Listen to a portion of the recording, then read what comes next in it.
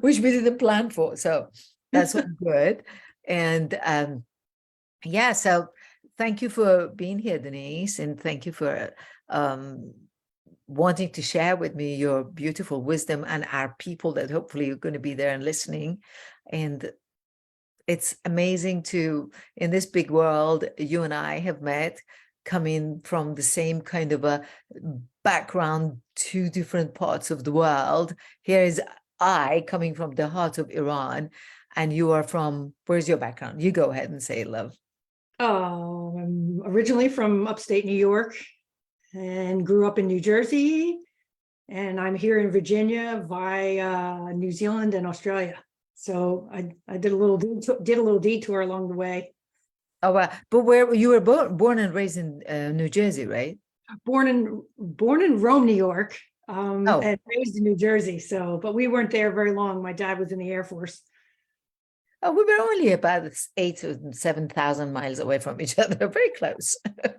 But yeah, so it's interesting that we found each other, that we're coming from the same, not very bright and beautiful backgrounds growing up. And both of us going through so much trauma and so much difficulties in, my goodness, making all those difficulties into a bright spot for both of us to get to where we are today and do what we do today, to be a kind of, not a kind of, a mentor to all these people that we coach, and help so many people because of our challenges. Like what I always say, like, I help my clients to find the brilliance in their pain, agony, traumas, difficulties, so they can become a better person. And I only say that because I went through that path myself.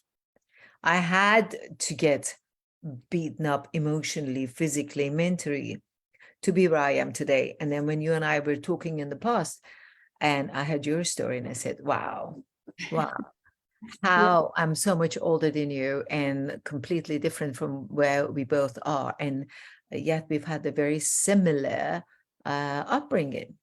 Yep.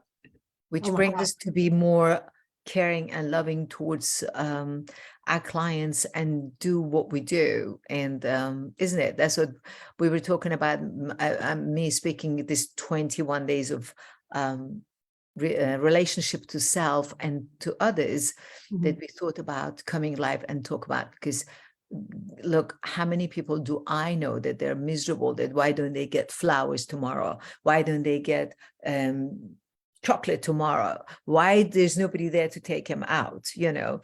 And I feel sorry for that, not for that person, but for that mentality, out of love, not out of nothing else but just love. And it's just before I met my husband, every year I just said, you know, Valentine's is a hallmark celebration for Hallmark. And I say, love me every night and go sleep that night. It's okay. My husband and I would never go out. But I had to come to that understanding. I used to cry my eyes out. Why nobody's there for me? Until I learned better, you know. And it's so much of a self-acceptance that it has to first come, isn't it? How do you feel about that? Oh gosh, true. I mean, I've been with my husband now, we're going on 25 years. And once we realized how much we really cared for each other, then we opened up the can of worms of who are we as individuals, and how can we make this work?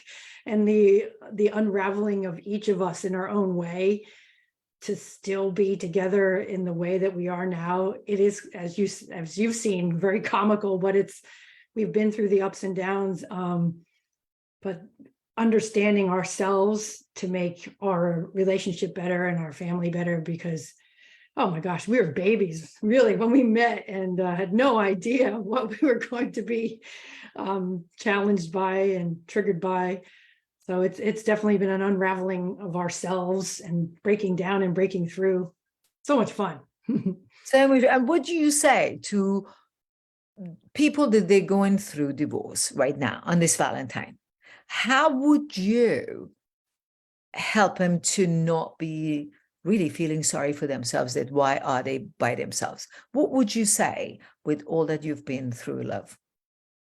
Well, even though I've been with somebody for quite a long time, I still love myself and enjoy being in my own body and world, whether he's here or not. And that was one of the key lessons that I learned, because I was raised by parents where they each had to plug each other's wounds, so to speak, and one could not exist without the other. And I found that very disheartening for them and troubling growing up. So once I realized that, wait, I could still be me, he can still be who he is, and we love each other by ourselves, like we love each other together and separate. So can you find that being inside of you, that aspect of you that you value, you love, you, what do you like about yourself? What brings you joy separate from anybody else, whoever your partner or person out there? So that's so key to me, I think. And yeah, I don't know about you. I know your journey was a little bit rockier than mine. Oh, let's talk about that. Yeah. But really, one of the wonderful things very early in life, like, because whilst I was in England, I was married to my ex-husband. And then I think it was about 3 or 4 years that I was single in London before I moved to America. And I don't remember the good old days, what I did in London. I just cannot remember what did Valentine do there, because I know I've always been a freak about working out. So I was probably playing tennis on a Valentine's night to not even realize it's Valentine. But once I came to America, if I didn't have any dates, and I just thought, you know what, my strong belief was this is a Hallmark thing, but people really take it in and they devastate themselves. Oh my God, I don't have anybody. And I thought, hey, that's what my suggestion was, because don't forget, it's 32 years I'm amongst people as their trainer and a life coach that I've been doing. So when they were just saying, oh, so what do we do now? I don't have anybody. And I said, listen, make your home a place of a party. Ask a few other people that they don't have anything to do, just like that person, and they're alone. Ask them to come to your home. Yeah. Be with them, have a gathering there. And if you don't want to do that, make the Valentine. I did that for myself for years and years. I always wanted to finish my the Valentine's Day when I was working. And if I didn't have a date, I ended up going to a yoga class for sure. And then I'd be coming home. The minute I came home, before I go shower, I'd be putting candles on. I'd be putting the music on. And I started making a very nice, beautiful meal or whatever it was by myself. And I just said, I am celebrating me. Yes. And that was one of the biggest things that it allowed me to get. It's Valentine's night for me to learn to love myself, for me to learn to be a better person to myself. For me to know, good old days, I used to have Bible in my house, and good old days on Valentine's night, I would pick up the Bible and I start reading it a bit. And I just said, it's my time. It's my time of celebration with me. And one night, I remember on Valentine's, I decided I want to swim. And I went in one of these recreation places that we were there. And it was a 25 meters pool, and Olympic junior. And I swam so many laps that I thought, oh, I think my arms are falling. I don't know. I did 20 laps. I did 30 laps. I have no idea what I did, And I thought, this is the best way to get drunk through my workout. I worked out so much that I've never been high in my life. I've never smoked a thing in my life, but I felt what high is. A lot of workout. And my sincere love and invitation for everyone is, if you are going through separation, divorce, whatever, or if you've lost your loved one through tragedy and they're no longer with you here, know that this is a time for you to celebrate you and who you are. This is a time to evolve instead of going down, grow from it, grow because of it. Think about, at this moment, tomorrow night, you are at home there's a special reason that you're alone. Mm. And think about what is that reason? Is a self-recognition, Mm. is a self-realizing, it's a self-awareness. How about if you get a nice massage? How about best friends of yours? If you have a pet, is your pet and a music? If you don't have it, is your music a lovely meal, a book, something on TV that you can watch? Or if you have access to your friends that they are single like you, and bring them on. You don't have to go get drunk. You don't have to get the smoking to go like not understanding what goes on around you. Your life is not about just one night, which is called Valentine's night. Think about what you learn from that one night that you're there. Lots of people are in a relationship, but they're not like you and I, happy relationship. They're in a relationship, but they're lonely in their heart and soul, which is a sad thing, right? But then them, how do they fill up their time instead of saying, oh, that person is sitting there, so and so, and give him name? Because of your own sake, first be loving to yourself by being loving towards them. It's all a matter of us first. You come first, isn't it? That's the way it should be. Don't you agree with that, Denise? Well, my husband always says, happy wife is a happy life. Always. But no, he's been a very amazing, supportive cheerleader since we met, and has always said to me, do what makes you feel best and do what brings you joy, whether it was with him or not, because there was times where we would really have honestly separated because we had so many things going on against us in our life. But yes, I mean, I know that. I mean, I can do that for myself. He can do that. I don't even know where he's going to be for Valentine's Day tomorrow. But we haven't, we know that it's within our heart what makes us happy, respecting each other's, space and Space. what they need too. So yeah, to give space is amazing, but for those that they are really suffering, they are, as I said, they are in a relationship, but they're feeling so lonely. For those, my sincere invitation to those is that you are lonely because you're choosing to be lonely. Sky is the limit. Yeah. And I always in every aspect of life, when I talk, I said, life is all about the choice. You can be miserable if you choose to. Sure. You can be in the middle of fire and choose a smile. Right. Smile, choose happiness. As I said, I am from Iran, and I have a sister who lives in Iran. And in Iran, situation right now is awful, is terrible for women. And it's a heavy, heavy snow, and they're all locked in their homes and stuff like that. And when I speak to one sister that I have that is in Iran, and she says, I can be choosing to be miserable and be afraid and sit at home and just bite my nails and cry. That's what she says. Or she chooses in her own home by herself, play the music, dance, then do yoga, then sit and meditate and pray and cook a great meal and have a great music on and enjoy her evening by herself. And I said, that's what I'm talking about when life is all about a choice. You can be in the most ugliest relationship. Don't think I wasn't there. I took out of 1000% experience of being in the most bitter relationships in the past on Valentine's night. And he was sitting like this. And he wanted to not only existing for himself, to make my life miserable too. It's Valentine, you're not going out and I'm not taking you out. And this is the way it is, What did I do? I closed the door and I started practicing yoga and I meditated. And when I came out, he's still sitting like this. And I am just like so comfortable in my skin. But then I had to go through very many years of, if they're miserable, then I'm going to be miserable, until I learned better. That the person in your relationship doesn't bring you happiness.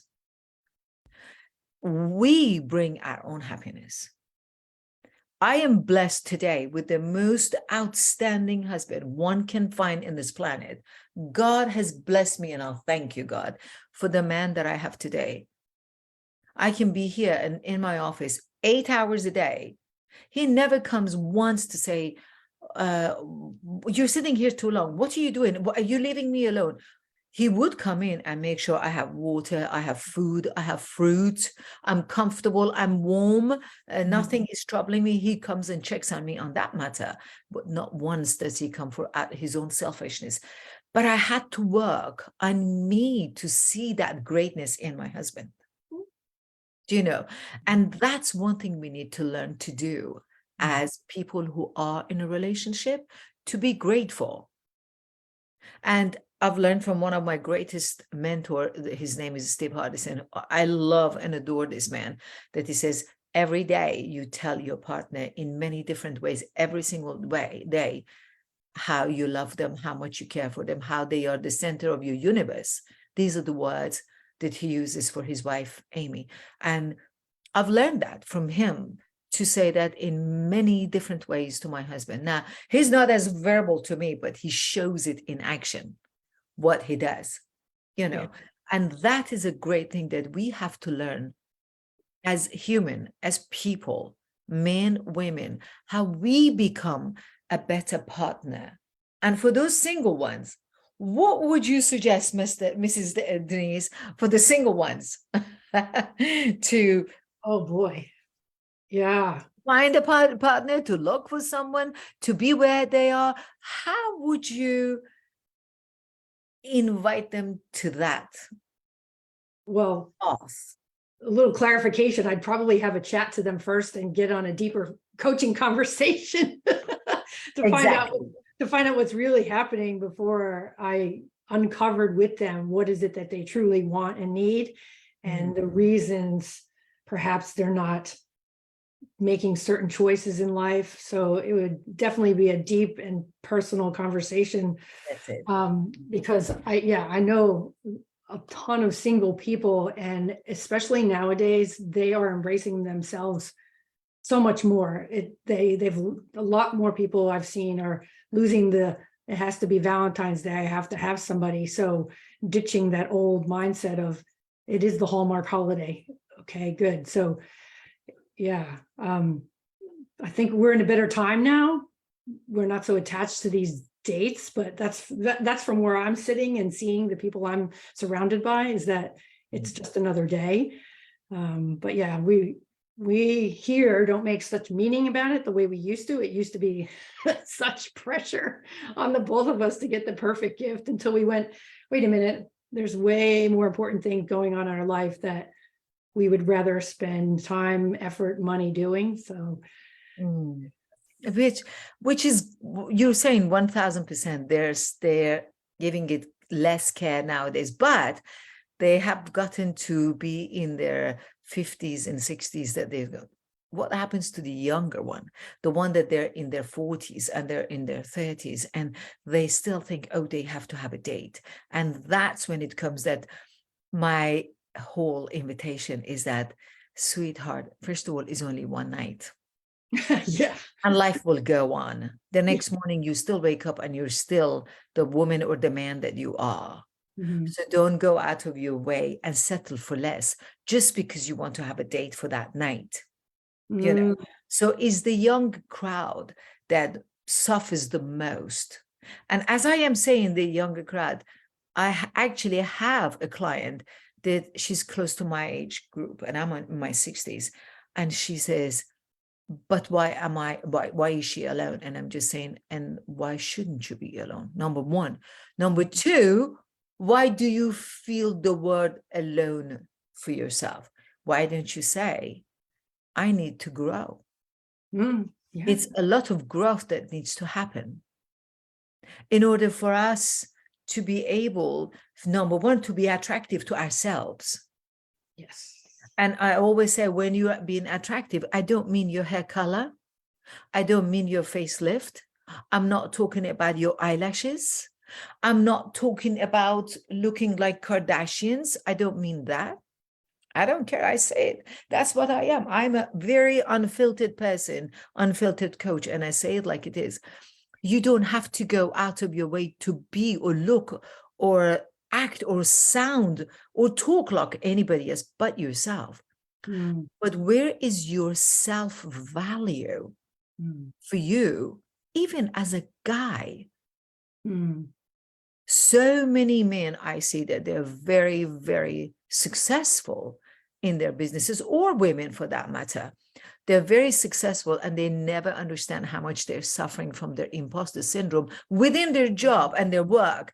And mhm, they're making so much money in the world, but they dig themselves and they bury themselves into that work and make more money. And this project is perfect. Now let me have another project, and then another project, and another project, and make these projects so much bigger, because they don't want to recognize themselves and their handicap, that they're hiding behind their fear of them. They're not good enough.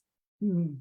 And that's why it doesn't matter how much money they earn, they are never satisfied, because they don't want to open this door and actually meet themselves Mm, and see how much they come from a place of fear, sure. Oh, so right? I've been there, done that. There you go. There you go. We both have. Yeah. And I talk about imposter syndrome massively, because it's a place that I had parked in that space for a longest time. And Mm, it felt so good to say, poor me, and oh, poor me. And why don't you cry for me? Nobody loves me.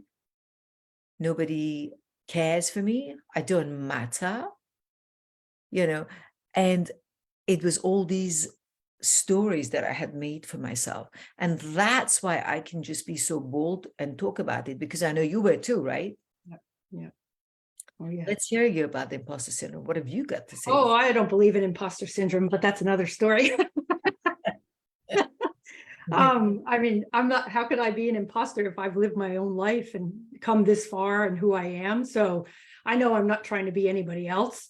And that's one of the problems, is that if someone's attempting to be somebody else or like somebody else, Mhm. that's not for them. It's not meant to be. So no, I was more of the hiding out, because I didn't believe that anybody actually would listen to me or want to be near me. Um, so many stories that I needed to work through and let go of in order to be open enough to meet my handsome husband back in New Zealand 25 years ago. So yeah, I was. Want to share one of those stories that you felt? Say it again. One of those stories that you were going about, that you wanted to hide behind it so you don't meet anyone, and as an imposter, one of it, like one stories. Well, I guess being in an environment where a male factor was very dominant in my life and dangerous, I did not want to get into another situation with another domineering, dangerous person. So I did everything I could to be away from those kind of people. So I spent more time with myself. And at the time, I was labeling it and making like sad, poor me meanings about it. But then once I realized what I was capable of on my own, I thought, well, this is a good gig. This is fun being me. I don't need no man. So that's when I realized I took the opportunity and I went to New Zealand for that scholarship that I did. And I was not looking at all. And boom, that guy walked into my office, and here we are 25 years ago. 25 years later, we're still together. But yeah, I did more hiding just because I grew up with some significant fears and male dominated Mhm. folks that would keep me down. So yeah, if you had met me in my teens and 20s, I would have never spoken to you out loud. I would have just hid in the corner or hid in the closet. Can you believe it? I want to say I don't believe it, but because I was there, I believe it. Yeah, I yeah. was very, very, very insecure myself. Yeah, Yeah. I do believe it. And look at us today. And that's what I say. The beauty of and the true work of a coach Mm.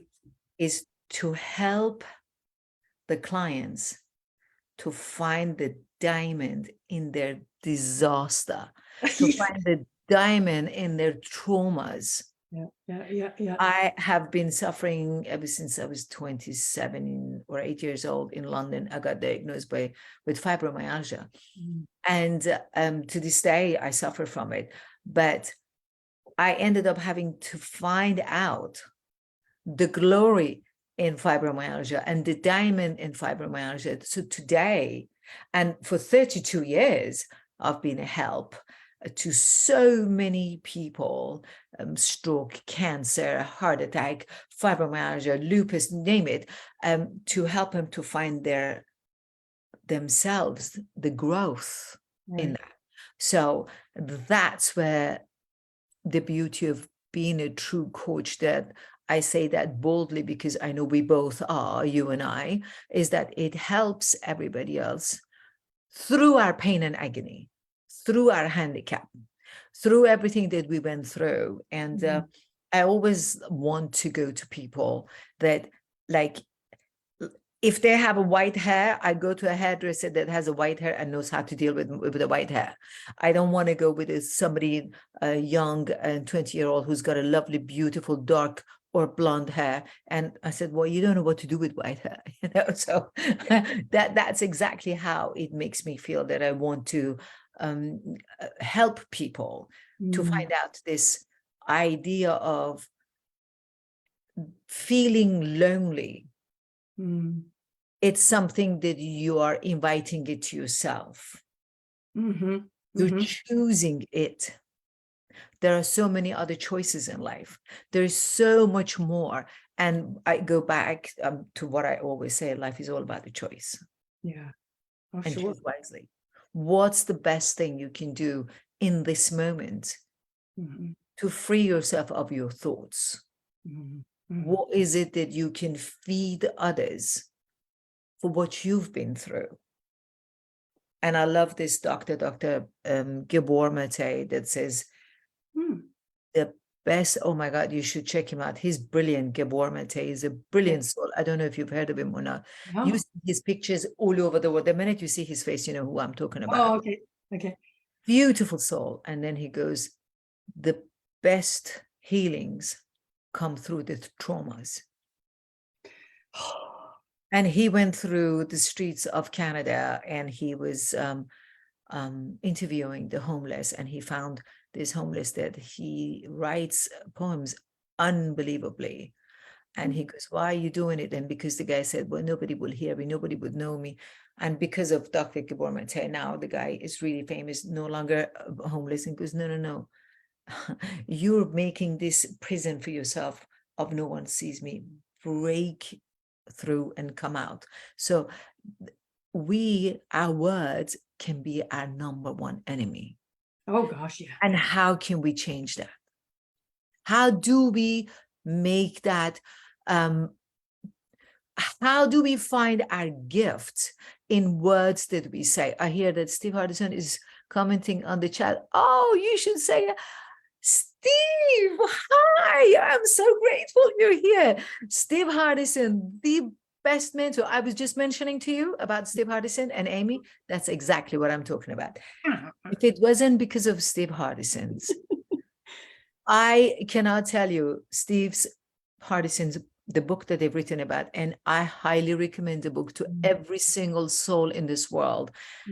The ultimate coach. I don't care if you're a painter, if you are a carpenter, if you're an engineer, as long as you're a human being and you know how to read and you know how to hear, because you can listen to it in the audible, this book has changed me immensely. I went to my husband August of 21, and I said, I need to get divorced from you.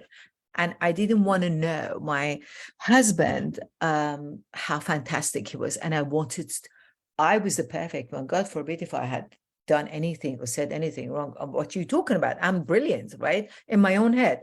And when I read that book, and it showed me, my God, how wrong I am to myself, number one. I'm not to him. I am killing fire within me. I'm not acknowledging who I am and what I am. How can I be a better person to somebody else? And this book shifted me to be to where I am today, that today I boldly say to everybody, your life is all your choices of what you make as a choice in life. You and I chose to come here to be bold enough and have the balls to come and tell the world that we are here to help you. We, the two of us, Denise and I, come from a really, really screwed up background. But we didn't let it take us down. Because of it, the two of us, Denise in Maryland, am I right? Maryland? Close, New Jersey. Right now you're in New Jersey? Oh, now I'm in Virginia. Yeah. Virginia. Okay, no, I'm talking about you're in Virginia and here I'm in California, but we can be anywhere just through Zoom videos. We have been through so much to say there is so much more for you to sit there and wait for you to lift you up. However old you are, listen, I'm 65. I really feel I am born again now. And age is a number. For as long as you want to do good to yourself, you have to come first. It's all a matter of you coming first. And if you lift yourself up first, then you can do better to the world. Don't you think, Denise? Oh, gosh, yes. What to say on that? Oh, no, for sure. I mean, even though sometimes I would think, oh boy, I'm working on myself. This is hard work to break down some of the stories, the limiting beliefs and all the things that I was experiencing. But once I did, it was able to like free me up to help somebody in a different way in whatever role I was in my time in life. And I value all of my disasters and my messes, because now they've shown me what I'm capable of, and I can help someone else do similar things once I have a conversation with them and get to know them. But oh, heck yeah. Oh yeah. I love this. It's been a great journey. And I won't stop. I won't have time to stop. It's a time to go and help. And that's what I said. I didn't choose coaching. Coaching chose me. Yes. It's an absolute calling for me, because I don't look at coaching as a job.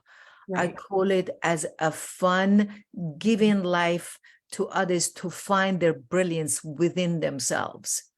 Yep. You know, and when you get that, then you understand, oh my God, you as a person, whatever your job may be, you can do so much better in your life for somebody else.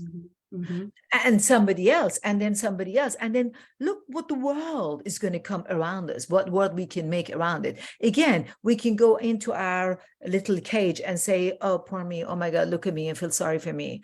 Don't you want to cry for me? Look what they do to me. You can do that. It's your choice. Or you can go out there and shine, speak up. I was one of those that I always wanted to hate all men because of what my father did to me. You know, the way he slapped me and the way he hit me. And I kept on, for years and years, I was crying on that. And I just said, but why? Until I got that understanding. And I must say, it's a lie if I don't say thanks to Steve Hardison that made me realize that and see this, that I said, my father did slap me, but my father had lots of good stuff that I inherited from him. He was a hardworking man. He was a very much of a people person, loved people, did a ton for people. He was a strong power. My God, he was powerful. He was an athlete of his own time. My father's gene in me as an athlete, becoming a fitness trainer and a life coach for 32 years, earning so much money year after year. I am losing and leaving all this good stuff about my father. And I'm sticking to one thing, that he hit me. I'm grateful that he hit me. Right. Because I stand on my feet today and I say, I am not what he said I am. Oh yeah. Build myself up. And I have become somebody as powerful as my father, and maybe even more. Someone that I love people, religion, skin, nothing matters to me. You be good. And if you're not good, I pray for you to become good. One of the things that I've learned to let go is that stop judging people and start loving people. Yep. And that is a true work of a coach. Stop judging people and start loving them. And this is a great space to come right now for both of us to be here, to invite you all to come in and let us help you in each and every way that we can, and help you grow just like how we've grown. Look at us both. We're smiling and we're both very happy with the men we have in our lives, with the life that we have and we live, with where we are, with our health and our happiness. And what better than being a platform that other people can come and learn from us? Oh, sure. So how people can get in touch with you, my love, Denise? Oh my goodness. Well, where would you send them to see me? Well, they can always get in touch with you through your Latara. You can, if you have it, you can put Denise's I don't know, Facebook, your website. What would you like, my love? Well, typically I'm on Facebook, and I thought you were going to tease me about my TikTok dancing with my husband. Oh, you guys want to have a laughter? Go and that TikTok and watch her. Well, that's what we've learned how to be so casual with ourselves, and we just show it, and it's fun. Brilliant. But yes, Absolutely. I'm on social media. You can find me on social media, and my face is going to be in all my little bios and stuff. I hang out on LinkedIn a lot, not so much on Instagram, but yes, Fari knows how to find me. We found each other. Absolutely. We found each other, right? It's not difficult. Denise Morrison, Fari Gunzak. I mean, it's not hard to find us. And we can put, of course, our links, both of us, on Facebook. And I just wanted to thank you all for joining us. That took us quite a 15 minutes until we can learn to get on the live Zoom in here, from Zoom to live Facebook. And we just wanted to encourage you that there is no reason for you to feel down. There is no reason for you to feel lonely. You have you, number one, and whatever your personal, your belief is, I choose God, and you choose whatever universe, whatever you want to choose. And then you can change your lifestyle by the way you look at life. You can look at your life as a misery, go for it if that's what suits you, or you can choose at life as a beautiful platform of being alive. And if you don't have anything to do and you're bored with what you do, go be help. Hospitals, they always look for someone to help them. Be of service. I always say that about how I feel. I said, serving people serves my soul. Sure does. Yeah. And when you go and help somebody else, believe me, it makes you become so much more than what you think you are. Go be a service. Go pay some money somewhere. There is a beautiful workshop, I don't know, seminar, what to call it, is coming up in India, that Steve Hardison actually is the big, everything is about Steve Hardison, and he's about for children trafficking, sex trafficking for kids in India. Do you know how much money they need? And do you know how much it can be a help? Go help there. It's very easy. If you want to help, you can come to my Facebook group and tell me how, and I send you a link. There are ways to help. There's so much easy ways of being of service, and you can go and help others. And I thank you for being here with me, Denise. I hope we have helped people. I hope people can hear us. If Steve Hardison, if you're still here, I love you. I thank you for being here. You're so adorable. You're saying your energy is attractive. That you're the attractive one. Thank you so much. And I hope to God that we can save so many out there. I'm open. Denise is open. Get in touch with both of us, and maybe, who knows, soon and other times we can come and we talk about another subject to do with self-care, self-love, reconciling with yourself, taking your relationship to the next level. And one day we can do a group, Facebook group thing, or a Zoom, and we get people to come live with us and talk with us, and we can walk all of us through everything that you go through, and then you can see how much you don't have to go through all of it all by yourself. We're here to help you. So have a lovely afternoon, and make sure, because of Valentine, whether you have a partner or not, you going out there and you're doing something positive for someone, just for someone, nothing to do with us. What have you got to say as your last word, my love? I love you. You're so full of life and energy, and you've kept me going for the past couple years. So thank you for being an inspiration for all of us gals, showing us that we can do it and leading the way. Thank you for lifting me up in many ways. And we've both been there for each other. And I'm grateful that you are here with me. And thank God that we found each other. I know the I'm not power going to of say where unity. we found each other, but we say we're grateful.